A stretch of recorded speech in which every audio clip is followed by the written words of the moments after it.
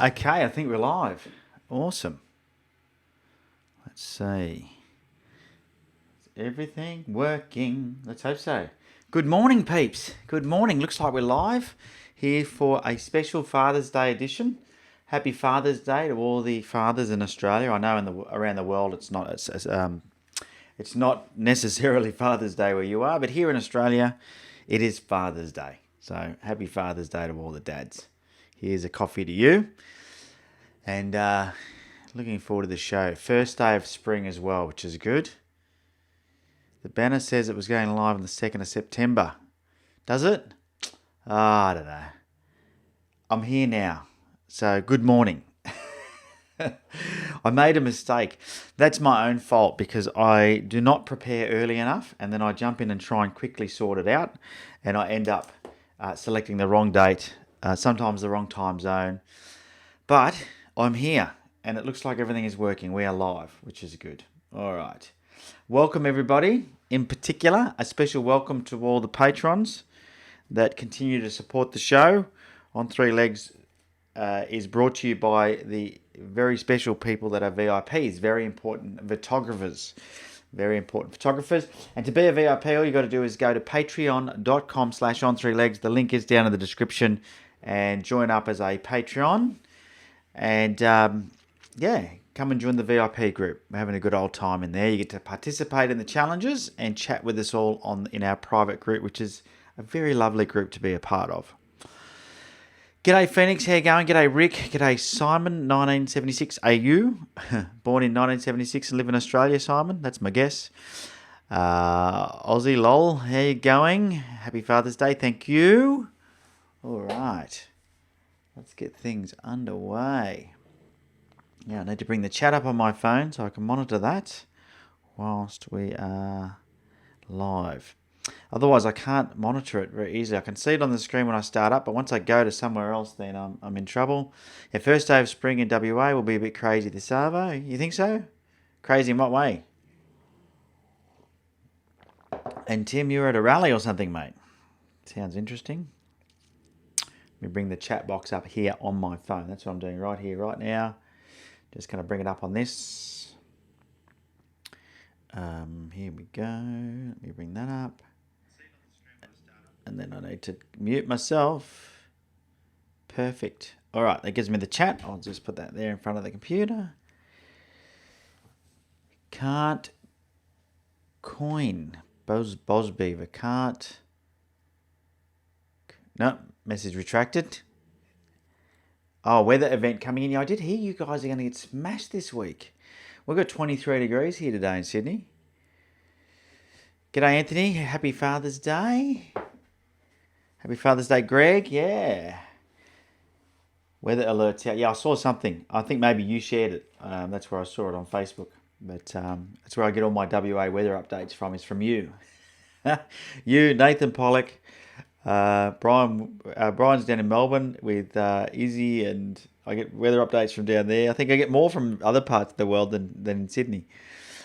How funny. Tim up in Cairns. We're spread all over the place, aren't we? Oh, I see. Buzzbeaver says, cannot join the whole stream. 1:30 a.m. here in Western Europe. That's all right. We can see you tomorrow morning. You can always catch up later on, can't you? All right, jam-packed show today. Of course, it is a Father's Day special. And a quick update is that the next Pixel Chatter will be in 4 weeks. And the reason for that is because I'm going to Fiji in a couple of... next weekend I leave for Fiji for my annual Fiji trip. And I'm gone for 2 weeks. So it'll be 4 weeks from today, the next Pixel Chatter. And then we're going to start putting together some new vlogs. Which is really exciting. I'm excited. The FJ Cruiser has been coming along nicely.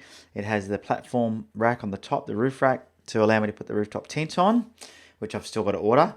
It's had the dual battery system installed now, so I can run my fridge. I've got an inverter for charging on my camera batteries, which I'm super excited about, and my drone batteries, because before I didn't have that ability, and it was quite...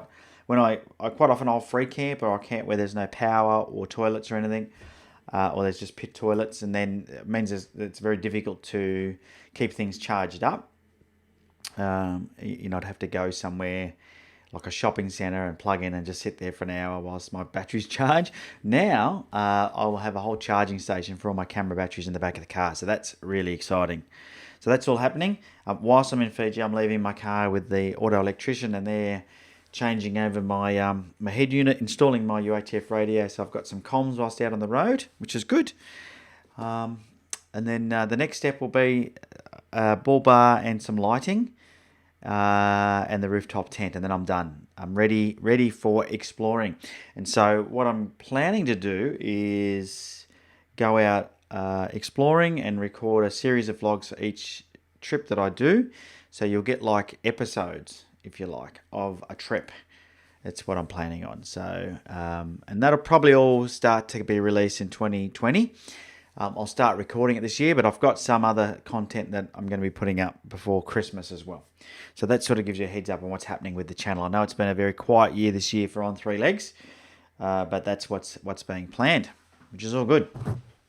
G'day, Greg. How you going? G'day. What's happening for you today, mate? Got some of your photos in our VIP challenge, haven't we? Very nice VIP challenge photos this week. Made it a bit difficult. I think Tim's challenge made it a bit harder for everybody, having to take 3 images. I don't know. Threw a few people. Maybe winter stops us getting out taking so many photos. I don't know. Enjoying my cuppa this morning. All right, so let's get stuck into things. Where will we start? All right, let's talk about my Fiji trip and what I'm decided to do this time. From a photography point of view. So I've been every year, and sometimes I've taken a little underwater camera with me. But this time I decided I'm going to really focus on trying to get some good underwater shots. I'm more taking photos on cameras in there, and that was one choice, and that's really big and bulky and very difficult to travel with. Like, they're really big, those housings, and quite expensive for somebody who doesn't dive all the time. Or I could find some sort of compact system or use something I've already got. So one of the cameras that I've got, this is the camera I used to use for vlogging. This is the Canon G7X Mark II, which is a great little camera. And I still use that for some B-roll stuff, but primarily now I use this M50 for my vlogging because it has an external mic input, and that gives me better audio quality. But a lot of people use the Canon G7X underwater for shooting, and it does quite a good job. Or they use the Sony RX100, which is the other point and shoot. And they put it into a case, and then they buy flashes and etc. and get it going that way. But what I came across was a company called Sea Life, and I think I've shared that with you when I said I was getting a new camera. And now this Sea Life company developed this camera. It's tiny, right? So that's it there. So it's just a compact camera. But they developed this camera for divers, and it's got the same sensor as the Sony RX100, I believe. It's got a 20 megapixel 1-inch Sony sensor, and it shoots RAW. Okay, and that's the main reason that I went with this setup, was it shoots RAW.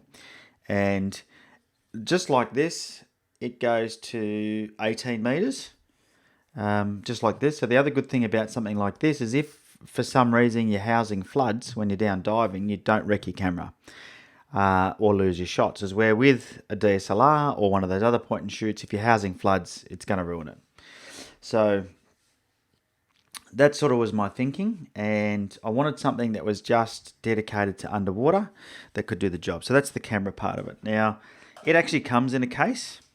The other reason I did that was because when you have a DSLR or even the Canon G7X, depending on the housing, but with that one there's not a lot of choices, you can't change lenses underwater, of course, so you need to have an option for that. And this, something that's dedicated for underwater, comes with what's called wet lenses. So this is a lens that you can actually put on underwater. Now you're wondering maybe, how does this great big lens fit on this little camera? It doesn't. It goes on the housing, so I'll show you that in a second. But you get these things called wet lenses, and what it allows you to do is allows you to change between a standard lens, a wide angle, and a macro lens underwater. So I'm pretty excited about that. So I've got that one there, and I've also got this one here. It's in a bag. This here is a macro lens. Okay, it's a super macro lens. So there you go, right there. I don't know how well you can see me through that. Let's see how well it works in the camera. You get close. There we go. There I am. Anyway, it's a macro lens, and it goes onto the front of the camera housing as well, and gives me macro ability. So pretty excited about that. So it doesn't seem like much when you look at this little camera, but once you put it all together, you get quite a decent setup. So you've got this case. This is the case. So it goes into this case. So this case allows me to take it down to 60 meters. I think, let me have a look, which is deeper than I'll ever go. Yeah, 60 meters. I typically, especially in Fiji, I won't go below probably 30 meters. There's the odd occasion where you might go to 32, 33, but only for very short periods of time. Most of the good colour and stuff to photograph is sort of in the 12 to 15 metre column. Okay, so once it's in there, that's it. So now you've got this camera, and the other thing I love about this is that it has full manual mode, which you'll see there's a big M there that's already on because I've been playing with it. And they make all these buttons really big for divers to be able to operate underwater. So one of the things that happens underwater, and it's been a whole new learning curve for me, is that you lose the light. Obviously doesn't penetrate the water like the light does up above the on land, and so you lose a lot of the colours. In particular, you lose red very quickly. So you see people put red filters on, and I've tried that with a GoPro, and it was just disastrous, to be honest with you. Because different depths means that you need to introduce certain amounts of colour. So the best way to overcome it is just to take your own lights. So, enter the flash unit. And you've probably seen something like this before on I'll move back a bit so you can see it. So this here is the flash unit. So it looks like a big, funny looking thing. But essentially, you mount the camera on here, and then these flashes go off with fibre optic. So there's a fibre optic connection to the two flashes. That's what this here is for. Camera sits on here, and you then introduce your own light. And I've gone with two strobes. These are underwater strobes and with full manual operation because I'm not into video. So a lot of people do video lights, but I've gone into the full sort of strobe setup. Let me put those over there. I've gone with the full strobe setup. Now that allows me then to take photos manually, sort of ISO 100, which I think is the lowest it goes. And at I can do 1/200th of a second at f8, something like that, and know I'm going to get a good shot. The other thing is with macro, because quite often the background can be quite distracting, is if you use a fast enough shutter speed with strobes, you can make it look like it's dark behind the creature that you're photographing. So that was the other reason as well. Now these wet lenses, so this has got a standard lens on it, which is I think 30 something millimeters, is it? What is it? Something like that. I think it's 31 millimeters or something. And it's a prime lens. It does not zoom like a lot of the other small ones. Doesn't say on there what it is. I probably have to open it back up to tell you. But yeah, it's a relatively standard sort of field of view, maybe like a 50mm lens, I think. And then this goes on. This is a ultra wide angle. Okay, so you put that on, and all of a sudden your kit becomes ultra wide angle. Now you do this underwater, right? You can change these lenses underwater, which is pretty cool. So that gives me wide angle view. Now that's where you see those beautiful, whenever you see a shot where you've got like a fish or a diver or a coral head, and then you see all the blue in the background. The idea is you put this wide angle on, you get really close. And the other thing with this is built to focus really closely. So you get really close with a wide angle to something, and then you get that wide angle vista. And that's, so I'm going to really try and put my effort into getting that. And as you can see, this is what happens underwater. They just pop on and off. Now they've got lanyards on them, so they'll be attached to my rig. And then I've got this one here, which is the macro, and that just goes on there as well. Okay, once again, just pops on, and all of a sudden you've got a macro set up. And the water sits in between the lens and the front of the housing, and that actually makes up part of the lens itself. One of the elements is the water. And then from a lighting point of view, you've got focus issues. So then the other thing I've been learning about is you need a focus light. So this is a focus light, and somebody was saying that I look like an alien. But the trick is, let me just do this the right way, is you use this coloured light. Now, I don't know how well you can see that, but that is a red light. And the reason you use red is that they can't see the red, so it doesn't freak the critters out. And so you use that as your focus light, and that sits on top of the camera and in the hot shoe. So I'll just work that on quickly to show you what that's going to look like.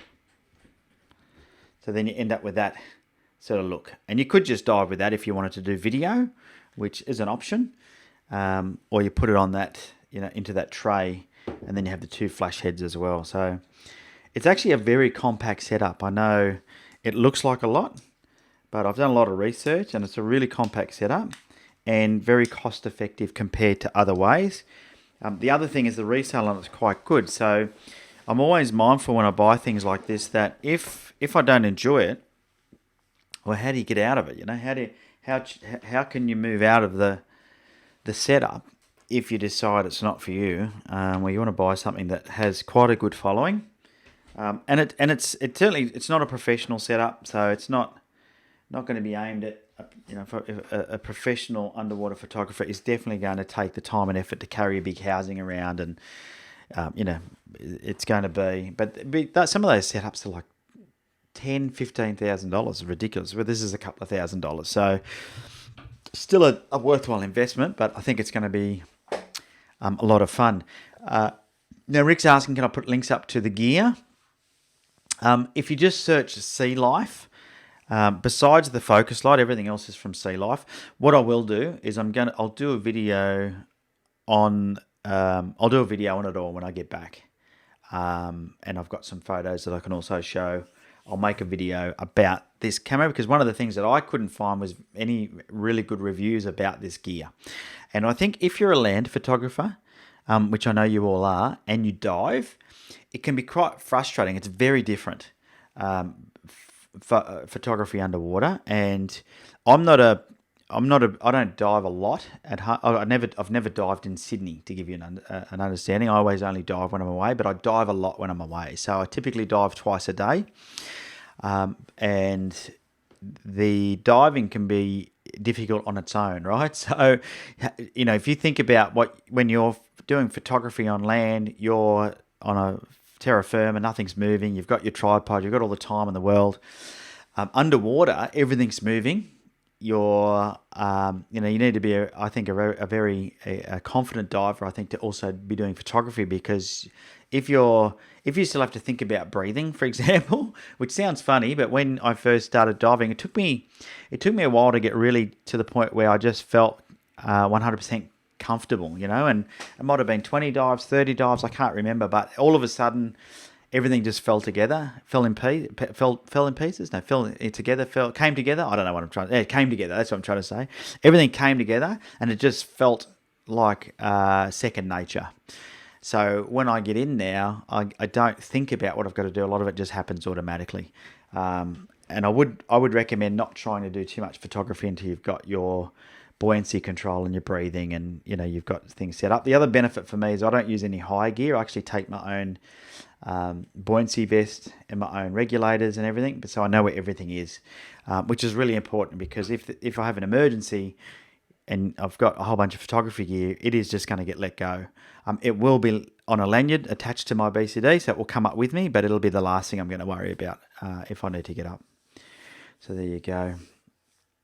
There is some type of alien behind Ben Oki too. Yes. That's who's there. Little Harley Davidson duck. Little Harley duck. That's who's behind the Oki. Anyway, so there you go. So I thought I'd share that with you. A few of you asked me about the underwater setup. That's what I'm doing. As for the quality of the images, I have no idea what to expect. It shoots raw, but for some reason, the processor in it is so weak that when you shoot a raw image, it takes 5 seconds for it to write it to the card, which is quite frustrating. But I have to wait for the flashes to recycle anyway, which take a couple of seconds. And I'm thinking, well, 5 seconds, is that a big deal? Probably not. It will probably frustrate the crap out of me. That's just the reality. So, if you're worried about 8 frames a second, try 1 frame every 5 seconds. Anyway, I think it'll be okay. I think it'll be all good. But I'm just really looking forward to it. I know I'm a member of the online. There's a Facebook group for sea life, and I see some of the photos that some of the guys get that are amazing. And you can sort of tell the people that have got photography experience and those that are just good divers that have decided to try photography. And that's why I say I don't think it's a good idea to try photography if you've never learnt how to do photography on land. Doing it underwater without first learning it on land is probably difficult. All right, let's go through the chat box and see what's going on. I've lost more weight. Yes, I have. I'm down at 78 point something, sort of hovering around there at the moment. My goal is to get to 75. I'm now also coaching. So that's the other thing that's taken a fair bit of my time up over the last few months is I made a decision to, the old saying, I loved it so much I bought the company. We can't really buy the company, but you can certainly start a business in that field and, work together with the company. So the way they work is that you can become a coach and be trained how to coach people, and then, I've built a little side business doing weight loss coaching, and it's certainly something that for me is sort of selfish because it holds me accountable to keeping the weight off, but it is amazing being able to help other people lose weight. It's been the easiest thing I've ever done in my entire life to lose weight, and I've been trying all my life. So, if anybody wants to find out more, you know where I am. All right. So let's get stuck straight. I was going to check through the chat. Let's see what else we got here. You lose light horizontally as well. Yeah. I don't know, Tim, you've done a bit underwater, haven't you? You said the Olympus TG amazing underwater macro is incredible. Yeah, I've heard good things about them as well. Anthony misses diving. Yeah, I miss it until I get there. Rick says, took me a couple of days to get used to your CPAP. Yeah. We talked about the alien. Can I put links up? Yes, I'll do a video on it all. We need a pic of me before I enter the water. I'll get one for you because I look like a seal. The good thing is I won't look like a whale this time in my XXL wetsuit. I've actually got a medium wetsuit. My God. I'm in mediums now. I can't believe it. Never wore mediums in my entire life. I look like some type of alien to the fish. Yes, I will. I'm okay. I'm good with that. All right. Pip bombed by Corellas yesterday. Camera was a mess. Hint for beginners: don't chimp under a tree with hundreds of birds above you. Sad, sad, sad. It was a mistake by the sounds of things, Greg. Got pooped on. No good. Yes, happy Father's Day. Lots of that going on. All right, good stuff. Okay, so that's the Sea Life camera spoken about. You've seen an update on that. I will, like I said, do a couple of videos on that and help you understand how to. If you're interested in that, how to set yourself up. I'll let you know what my thoughts are on this once I get back. But I've done a lot of online research, as you can imagine, before getting into it. Remember, you lose, like Tim says, and burp the wet lens once on to clear air bubbles. Yeah, okay, good tip. I have heard of this problem. If you get an air bubble trapped in there, it can affect your photos pretty dramatically. So let's jump into the VIP challenge. First of all, let's just jump into the VIP group. There's been some great photos go up in there of recent. We'll come into the VIP challenge very shortly. Let me, because we also had the editing challenge, but I just want to show you some of the images that the VIPs are putting up. So I'm going to share my screen. Let's do that now. Bang, here we go. There's Gary Goss got an Ask Gary group. I'm going to join that group whilst I'm here. I'm going to join that group. Can I join us on 3 legs? Yeah, let's do that. He'll approve that, surely. Ask Gary Goff. Requested. Oh, it's refreshing my screen. Hadn't seen that group before. See what happens. All right, so I just thought I'd show you some of the images. This one here was by Izzy. So to become a VIP, you just got to go to patreon.com/on3legs. The link is down in the description, but it's great. It's a great group, and I'm in a lot of groups, and I've got to say the fact this is a smaller controlled group is one of my favourite parts because we don't get any riffraff. Izzy is a very prolific black and white photographer down south and takes some amazing shots. So one of the journeys in the FJ is going to be to visit Izzy and spend a couple of days down there doing photography. So I've been promising him I'm going to head down there. That's going to happen. So nice job there, Izzy. Love that one. Here's one from Matt. I just love this. I love the reflections in the water. That whole composition's really nice. So some of the photos we got coming into this group are just amazing. Nice job, Matt. Love it. Another one from Izzy here. Rare that he puts colour in his shots. But just some great shots coming into this group. Look at this one from Tim. How nice is that sky? And I think you said, Tim, you rarely get this. Yeah, you rarely get a decent sunset. The few times we do, they tend to be special. This, I would have been wetting myself with this sunset. How nice is that? Some of the shots are just so good. Other things like this happen as well. Brian giving us a heads up of some weather prediction down in Melbourne. Another one from Izzy here, another black and white one. As I said, Izzy does a fair bit of black and white. Great photographers in this group. More from Matt's here. Matt's came down to Oz. He's from Sweden, I think, Matt. I think I've got that right. But he was over here in Australia taking some shots. Just have a look at these shots. Beautiful shots, buddy. So, it's a really nice group. Another one from Izzy there. Greg West. Beautiful. Look at this one. Salamander Bay. Look at that.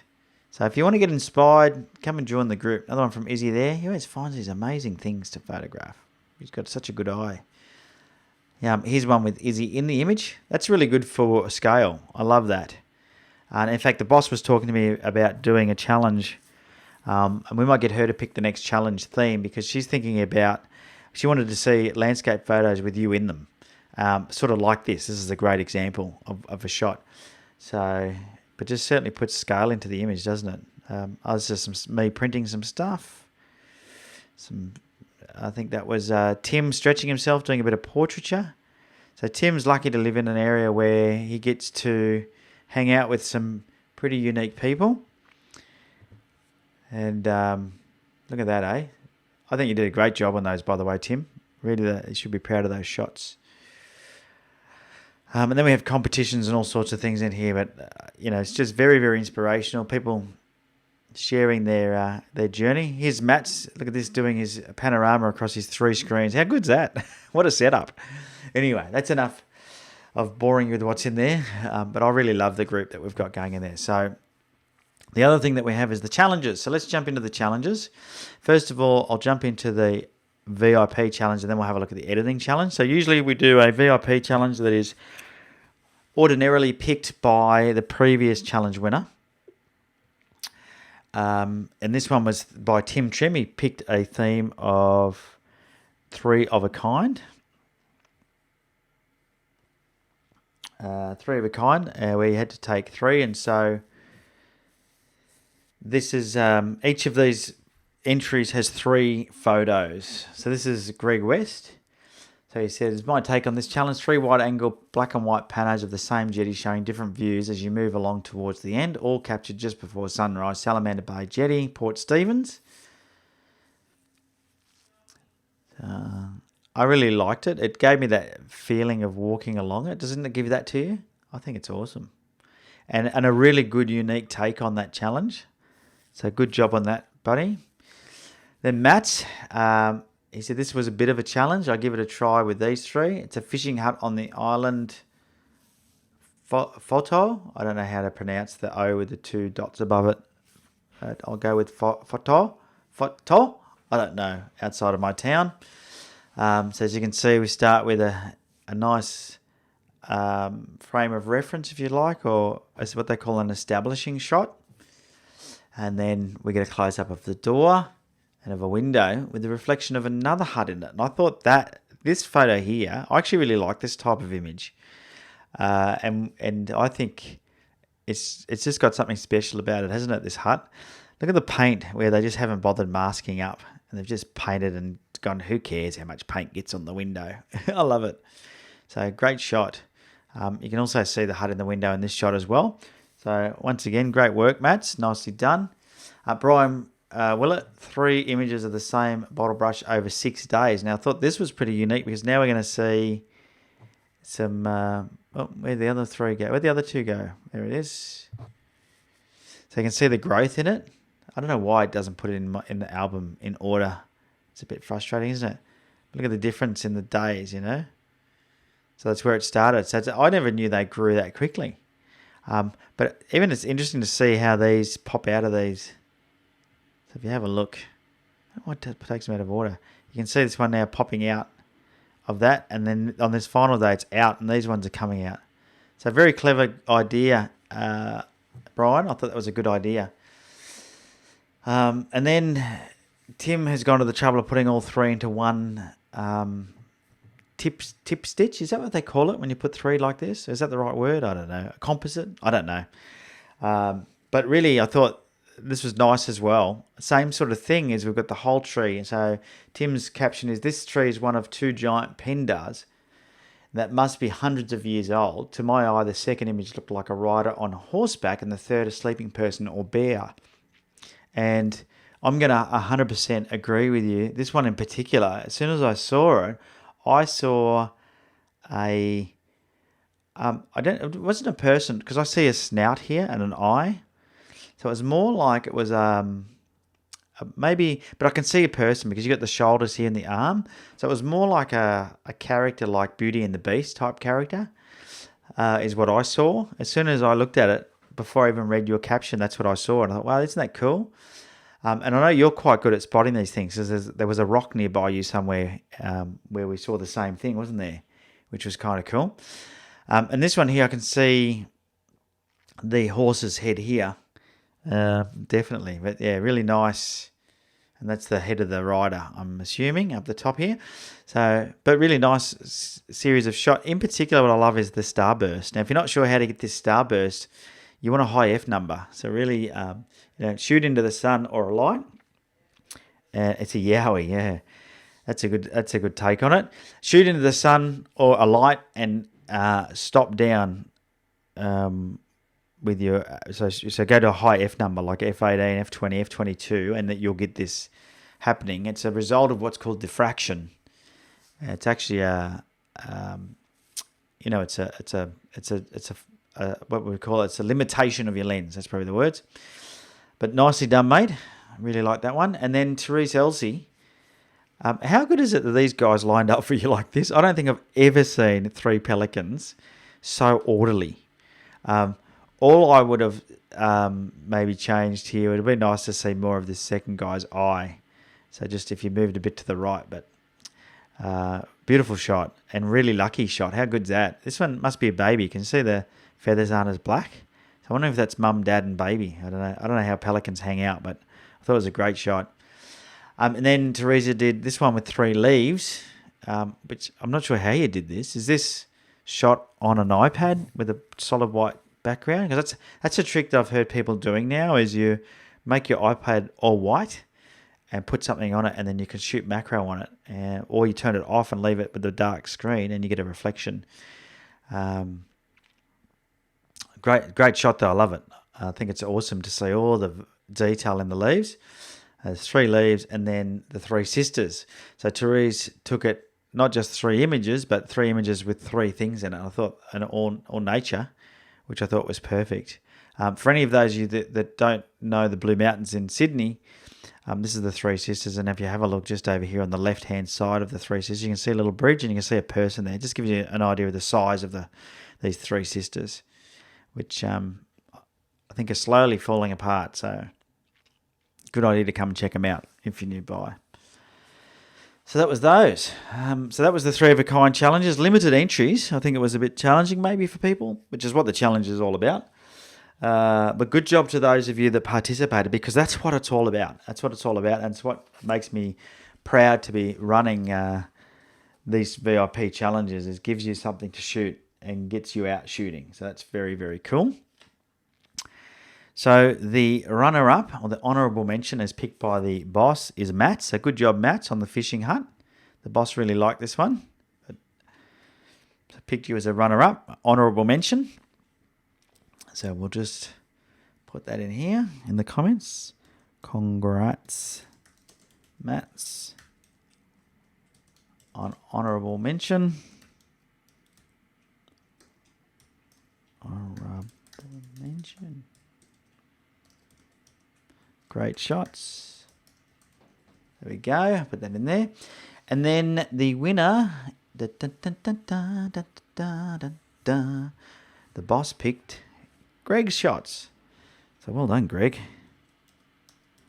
Congratulations on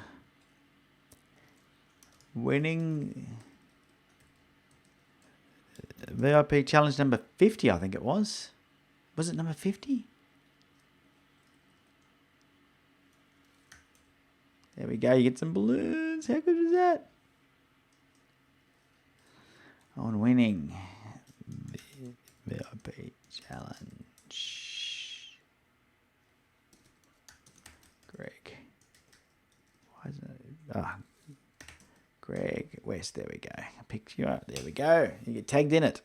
Good job, Greg. So what we might do, love those balloons. How good's that?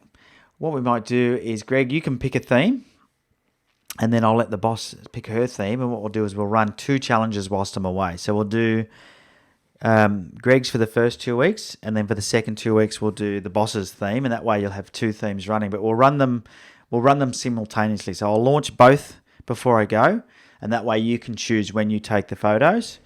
And the closing time will be at the end of the month. So how's that? That's a good idea, isn't it? So we'll run the 2 themes together. So Greg, you can shoot me through what you want to do for the next theme. So just send me a private message with the next theme that you'd like for the next VIP challenge, and I'm going to also put one up for the boss. The boss has chosen a landscape image with you in it, and it can be standing on a rock ledge or a silhouette like Izzy did in that shot we saw before. You could be standing on the end of one of these jetties, whatever you like. You choose how you're going to be in it. But we're going to, to depict the landscape with you as the photographer in it. So that's going to be pretty important. Don't be sorry, Tim. Yeah, I think it was great, Tim. Good on you, buddy. I think it's good to have different challenges, right? And makes people think. It's what it's all about. What it's all about. That's why it's called a challenge. It's a great job. So we'll launch both challenges at once. All right, let's have a look at the editing challenge. You shot it on a Lightbox, Therese. Okay, nice. I don't know a Lightbox, but yeah, it was a good effect, wasn't it? I thought it was a great effect. Okay. So if I go, how's everybody doing today? What's everyone got planned for Father's Day today? Anybody got anything special planned? My dad's 6 hours away, so I spoke to him this morning, and my plan is to go and visit him in the FJ when I get back from Fiji. I'm going to go up there and take both my mum and dad out to dinner. That's the plan.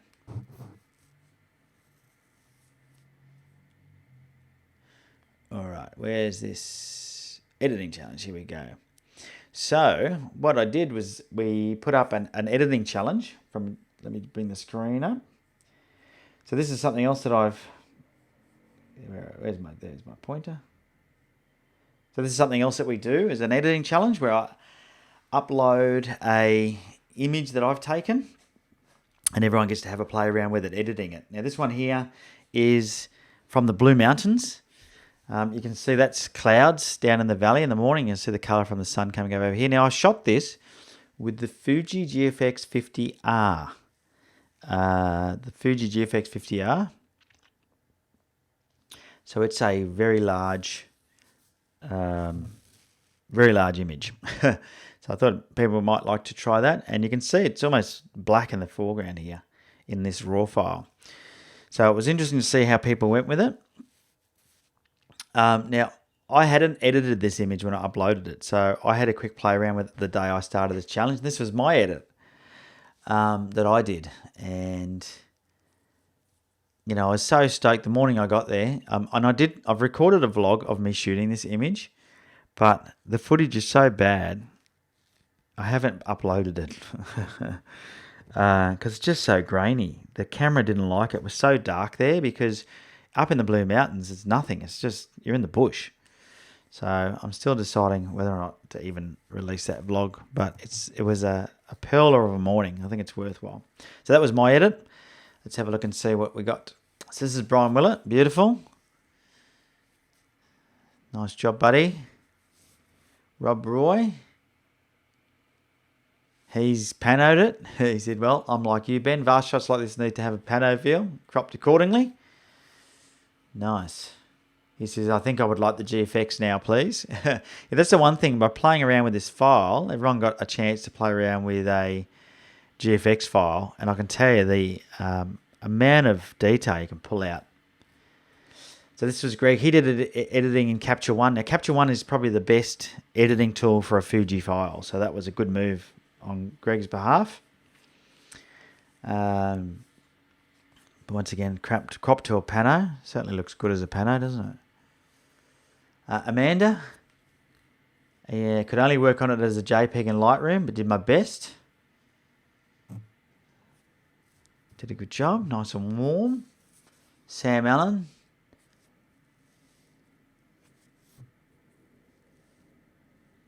Yeah. Beautiful. Good shot. And then Brian had another one in here. Is it the same one? I'm not sure. Had a good play around with it. And that's a good crop, actually. I didn't realise that. So one of the notes he's made here, thought about doing a crop but liked the leading line of the gully for the lower left corner. So there is the leading line of the gully coming in, isn't there? Very good pickup. So there you go. So that gives you an idea. I mean, that's the before and then the after of those files. Just amazing files. So that's the Fuji. And Fuji, you've got the 100 now, the GFX 100. So that might be something, if I'm lucky enough to get my hands on, I'll share with you. I don't know. Fujifilm, I've got their People with Cameras event coming up as well next weekend in Sydney. And unfortunately, I can't be there because I'm going to Fiji. But if you are in Sydney next Saturday, that event is on. So I've just emailed him asking him for a link because I think because I wasn't going, he didn't expect me to promote it. But I'm really happy to promote it because it's a great event. It's a great event, great bunch of people, and that, you don't need a Fuji to go along. So it's something you could think about if you wanted to get along and try it out for yourself. All right, so we are running out of time, aren't we? Crikey. Now, I had 2 images to critique. Let's jump straight into that. G'day, Richard. How you going? Anthony's youngest took me out for breakfast. Awesome. Greg's editing images all day. Cool. Looks like you guys have got some fun on for today. Oh, what happened there? I just lost my chat. I touched the screen and something funny happened. Anyway, it's back again now. Okay, so let's go into Lightroom. We've got a couple of images to edit. I'm just, you know what? I've got to say my favourite time of year is spring. I hate winter. I'm so happy that winter has gone. So happy. I don't know about you guys, but I just don't like winter. I don't like it at all. And I'm feeling really happy that it's spring. All right, so we've got 2 images. I'm going to share my screen with you. Let's do this. Anybody else happy it's spring? I'm wrapped. All right, here we go.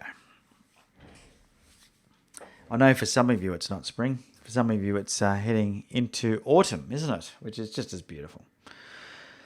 All right, so this image here is... God, I didn't write down who took it. Dennis? Greg? Let me have a quick look. Laurel. Sorry, Laurel. Oh dear, isn't it a good thing that I did that? Oh, it's probably actually in the chat now. Look, because I copy and paste that over in here. No, I didn't. Okay, so this was Laurel. Took this while visiting WA in March. Very overcast day, so hard to get the colour I'd have liked. D610 24-85 lens at 24mm f8 ISO 100. Would like your suggestions on how I could have done better. Excellent. Well, we'll help you with that. And I don't know why. So in your camera, by the way, you can program it. So in the EXIF data, it will put your name in the copyright and in the creator. So I suggest you do that just for your own sake. And it just, a couple of things it helps with, it will help you actually find if anyone's stealing your images, because you can actually search by some of this information with some of the tools that are available. Don't be afraid to do that. So this is Laurel's. Oh, and then we have, let me go back here. This one here, which is, maybe this one is Dennis, I think. Same thing, no information in here. Was it Dennis? It's from the USA. I think so. Let me jump back over here and I'll be able to tell you. Yeah, it's Dennis. Dennis Steele. So I said I was a bit disorganized today. So I never got everyone's details properly into there. Anyway, so let's have a look. So let's start off with yours, Laurel, and we'll have a look through what we could do better. First of all, this is pretty challenging because there's not a lot going on, and so you've got to really work harder when things aren't going to plan. So Rick recognises it, from Green's Pool. But you just, when you're out and about in this sort of conditions, it can be difficult because it's very hard. I find it very uninspiring when there's no colour. I'm very much a colour shooter. And you've just got to, when you do things like this, look at the composition. So we'll talk technically, and then we'll talk about composition. From a technical point of view, everything was good. F8, ISO 100, 24mm, 1/25 of a second, all good. I think technically you've shot it really well.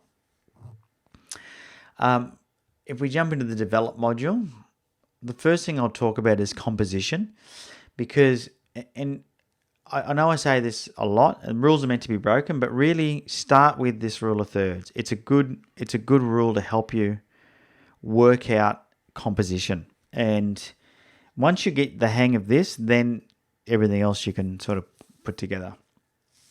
Now for me, and if you don't understand how to use the rule of thirds, essentially, you'll see that there's these grid lines on the photo. Where these intersections are, you want something of interest. And you can see on there's nothing. The other thing is, unless you're sort of doing something with reflections, putting the horizon right in the middle is not the best idea. So what I would do with something like this is shoot with the horizon on that top line. It's always gonna work out well. And then let's move this over to put this rock here. Try and put it onto one of these intersections. It's not going to work for me. It's going to be difficult. But then we can look for leading lines and stuff. So let's just leave that rock on that line. See, the rock's on the line. Better if it's on an intersection, if you can do it. Like so, something like that, for example. And I'll just show you how that looks, just so I can see the difference in the strength of the image. Now the sky hasn't got a lot going on, so that we haven't lost a lot by doing that, by making that much foreground. And if we went the other way, we could even do it the other way, where we bring the rock up onto the bottom intersection. But that means we've got the horizon is sort of, it's not on the line, but we won't have it in the middle. If I do that, just look at the difference in the strength of the image. Okay, even that's much more strength. In fact, I like that composition. The other thing you've got that's quite cool is you've got somebody over here. So, you could always find a way to shoot something maybe with that person in it. And if we bring them into one of these intersections, like put them on that intersection, that rock on that intersection, have a look at the strength of that image. Now, I know that's cropping it right in, but there's a lot of strength in that image. It looks great, So, look at different compositions when you're out there and just use the rule of thirds to your advantage, okay? And I know most cameras you can have this on as a grid, so just put it on in your camera viewfinder. So I'm going to go with something like that. Okay, let's see if I can just bring that up a bit. Something like that. There we go. It's a much stronger image. The other thing is it's a very it's milky, opaque, almost opaque. So you've got to keep an eye out for things like that. And I can see some dust bunnies up here. So these little spots here, see these spots? Very easy to remove, spot removal tool. And just make sure you've got heal selected. And just heal those spots away. You've got quite a few of them. And there's nothing you can do about them, right? You're going to have them. So just accept the fact that you're going to have them. Okay, so always just check through your image to see, to see if you've got any of those, because you're always going to have some. There's another one just there. It's just inevitable, right? So don't be worried if you see them. That there is interesting. What's that? Not sure if that's a star or a hot pixel. Usually a hot pixel would be red or green, but I'll get rid of that as well because it just doesn't make any sense. Let me get rid of that. Zoom down the size. There we go. Bang. So little things like that I like to clean up and get rid of. Now, when I was saying before it was a bit milky, that's just that it hasn't got enough contrast or depth to it. And this is pretty typical of a raw image.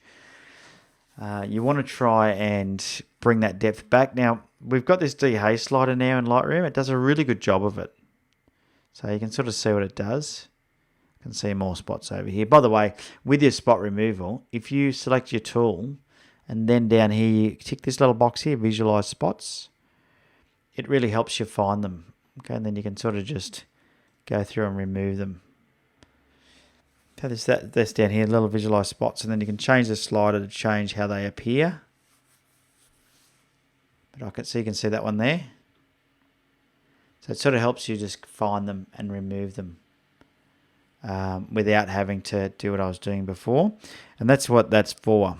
You know, that's how common this problem is, is that they've got a feature inside Lightroom to help you find them and remove them. Okay, so visualize spots. Now that little tick box only comes up when you select the healing brush. All right, so the dehaze allows you to really, add some depth and contrast, as does clarity. And now we've got the texture one as well. I would just up the exposure a little bit, bring the highlights down, and up the shadows a little bit as well, just to bring out the detail in the foreground of these rocks, because they're beautiful. From a white balance point of view, it's quite blue. So try and find a nice sort of, something that's quite neutral in colour. There we go, that's probably better. Yeah. So you can pick it. So you can sort of, if you look at before, it was very blue, had that blue tinge to it. And this is not unusual. White balance is something that's a bit tricky, and it will make a big difference. So make sure you check your white balance. I mean, if you have a look at that, you can sort of see the difference. And that's what I would expect this sandstone to look like. Before it looked, you could see it was very muted. So by just fixing the white balance, we've actually brought the colours back to where they need to be. You can always add a little bit of contrast as well if you want a bit more depth in your image, which I recommend. I quite often use the tone curve, but typically, we'll do a bit of an adjustment in here with the tone curve to bring the contrast in. But you don't want to go too crazy, otherwise it starts to look too contrasty. I'll have to go back up here now and remove some of this contrast, but I just find the tone curve gives me a little bit more control over the tone. And then something like this, if you want to get a little bit more arty, the other thing you could do is pick something like a graduated filter to do something like what I call my Letterbox Vignette. So just darken the foreground, and then we'll also put one up the top. So I've just duplicated that, drag it up, and then if we get this, I don't know if you've seen this with graduated filters, if you grab the bottom line and drag it up above there, so see how it flips it? So it's now flipped it up to the top, and I can move that up the top there like that. Just give it a bit on the bottom. I think I'll come back down to this one and just change it a bit so it's more gradual. There we go. Make this one a bit more gradual. There we go. It just draws the eye into this middle part. I'm seeing a little bit of the distortion in the horizon, so don't be afraid to go to lens corrections and remove the distortion. So, there's always going to be a bit of distortion in your images. So, sometimes you can just pick a profile out and do it with the profile. Other times you're going to have to do it manually and try and work out what you need. But you can sort of see if I start adjusting, you see where the grid is over it. You can see how on the left-hand side the line is on the horizon and then the horizon drops away. Okay, so that's not unusual. It's just a bit of lens distortion. So you just got to make some adjustments. Your camera will... so your Lightroom will give you adjustments in here. So you can enable profile correction and then pick the lens. What lens was this? It was a Nikon, I think. Yeah, Nikon. So I might not have that lens in here, but let's have a look if I've got it in here. I've got a 24 to 70. I haven't got the profile downloaded for that one. I'll just use the 24 to 70 and see what that does. It probably won't do it because it's done a little bit. So you can see it sort of fixes it for you. Actually, let's do the 18 to 200. It's probably more closely aligned with that one. There we go. Even though that wasn't the right lens profile, you basically, when you use a lens, it downloads the correct profile for you, and could do it automatically. But that sort of fixes that up. So don't be afraid to do that. What else could we do? I actually would like a little bit more colour. So I'm going to just bring the vibrance up a bit. I prefer vibrance over saturation, but you can do both. What else could we do? I'm pretty happy with that. And the other thing is you can adjust the whites and the blacks if you want to really, depending on what you want. Bring it up a bit there like that. Just going to crop that sky just down a little bit more. There we go. Now let's have a look at the before and after. That was before and that's after. So do you get the difference? I mean, it's not a huge amount of adjustments, and it only takes a couple of minutes and you can make a huge difference. So to me, that's really, when you're editing an image, it's always important to think about, okay, even if you go through this, right, here's a good way to think about it. They've laid this out so you can go through it step by step. So start with your white balance first. Grab this eyedropper and find something in your image where the three numbers across the bottom are very close together. So you'll see there it's 74.4, 75 and 76.7. That's pretty close together. If I grab something where they're not close together, which let's pick this yellow here. So you can see 70, 66 and 42. It does this, right? It's not going to pick it right. You need something where they're nicely balanced together. So you find something where they're close together. Let's see. There we go. 39, 40 and 37. Didn't work. Why didn't that work? There we go. So, and then you get a more realistic white balance. And you'll know as soon as you do it, you'll go, yeah, that looks better. Okay, so, and then you can sort of tweak it if you want to tweak it over here. The other thing you can do is over here, you can do an auto and let it sort it out. Or you can do as shot, which is as shot. Okay, so you can pick how you go with your white balance. So do your white balance first, then come down and go, okay, is it bright enough? Is it too dark? What do I need to do with the exposure? And use your histogram up here as reference, right? So if you're using your histogram, then you want to sort of get it so it's in the middle, like somewhere nice and balanced. We can see we're losing a little bit of our shadows on the left here. If I turn that on, you'll see that all these shadows are being lost, but there's nothing major in those, right? We can lose those, that's okay. Contrast, does it need more contrast? Add some contrast. Work out what you want to do with your highlights. Same with your shadows. So I can almost get rid of those shadow areas I've lost detail in. Your whites and your blacks. And then after that, then come down here to texture, clarity, dehaze, vibrance and saturation. Now once you've done that, then you can sort of work out, okay, what do I do next? And you might be happy with it, right? To me, that's got like an old film look going on now. I quite like that. So that was the before and the after. Okay, but if you just work your way through these modules all the way down until you've finished all of them, and then you'll be sweet. And then you can sort of turn each thing off and just say, what did that do? So that's my tone curve, so you can turn that off and on. So you can see it just gives it a little bit more punch. So you can go through and just turn each thing on and off to have a look. So where was lens correction? So let's have a look and see the difference. So you can sort of see the difference that made by picking a lens profile. Yeah. So you can sort of really work on, making it different. The other thing you can do is something like split toning. So we could add some more warmth maybe in the highlights. So if you look at with this split toning tool, if you hold down the Option or Alt key and you hold it down, you slide this, it gives you the color that it's going to put in. So let's say I want to really warm it up. I'm going to put it into this warm sort of color here. And then you've got this saturation slider, so I can pick how much of that I put in my image. So if I'm liking that warm feel, I can put a little bit in there. And what works really well is if you then cool down the shadows. So let's do the same thing with the shadows, but pick a nice aqua green to go with the water theme. Let's just bring a little bit of that into the shadows. Now we've got that real film look about it. Look at that. So that's the other thing, is don't be afraid to play. So it's before and after. Okay, so you can really have a bit of fun with it as well. All good. All right. So there you go, Laura. We're not going to get to Dennis's image because we're out of time. But hopefully that helps you, from an editing point of view. But really, it starts with a composition. And I think what happens is, if you think about photography like this, and I'll leave you with this quick tip, because this is something that I learnt teaching many people now, photography, is if you think about it like this. When you go out to shoot, your aim is to get the perfect picture.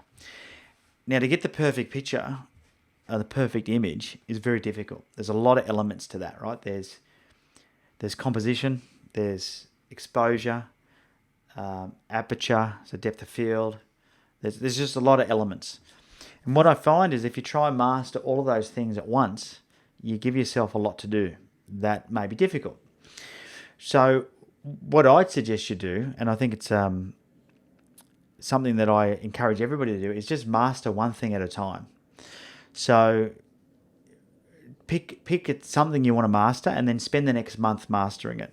And I can't remember, was it Henry Cartier? I can't remember which photographer it was. I think it was him. He said your first 10,000 photos are your worst. And it is so true, right? If you go out there with this purpose of mastering something for a month, then you will become a much better photographer. So, and the other thing I suggest is just take one lens.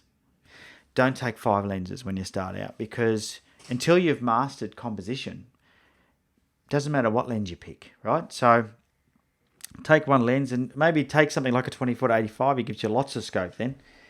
Don't worry about taking zoom lenses and macro lenses and wide angle lenses, and just take one, right? And then master that. Just go out and really nail composition. And so when you go in to take a photo, instead of thinking about all the other things, I don't care if you put it on auto or just put it on aperture priority at f8, who cares? As long as you're on a tripod, it won't matter, right? So f8, aperture priority, ISO 100 on a tripod. Just worry about composition and just really think to yourself, how can I compose this so this shot is compelling? So the composition is compelling. Forget about whether or not you're going to share it, how many likes you're going to get. Don't worry about any of that stuff. Just master composition. Once you do that, then you can do things like, okay, once I'm good at composition, then you can add building blocks on. And you go, all right, let's work on working on light. Okay, so now I'm going to do composition and light, and think about how the light is hitting my subject, and which angle I shoot from, and what time of day, and you start adding that element in. So now you've got composition and light. And once you've got that, then you go, okay, let me enter in depth of field and think about things like focus stacking or multiple, blending images together or something like that, right? So start slowly adding pieces in. If you've got graduated filters, don't worry about them until you've mastered composition. Okay, make the next month mastering my graduated filters. The next month mastering my, slow shutter speed photography. And if you just do it like that, like building blocks, what will happen is, over time, you'll just slowly get more confident with all of those things and it will all come together. But if you try and master them all at once or as it happens and you go, what do I need to do here? You'll overwhelm yourself. So there's my tips. All right. Once again, to the dads, have a very happy Father's Day. Even if you're in a place in the world where it's not Father's Day, happy Father's Day anyway. Thanks to those of you that participated in the challenge. Congratulations, Greg, for taking out the win. I will look forward to your personal message with the next theme. And I will also put up the theme that the boss nominated. So that way you've got 2 themes to work on whilst I'm away. And then I'll also put another editing challenge up as well. I'll put something up there for you to edit so you can have a bit of a play around with it. And when I get back from Fiji, we'll go through those 2 challenges, the editing challenge, and we will have a look at some of my underwater photography and see how that went. Hopefully it's not a fizzer. Hopefully I get some good shots, eh? All right, well, enjoy the rest of your weekend, wherever you are in the world. Thanks for tuning in. I've been Ben. You've been fantastic for hanging around. Now get out there and take some photos. See ya.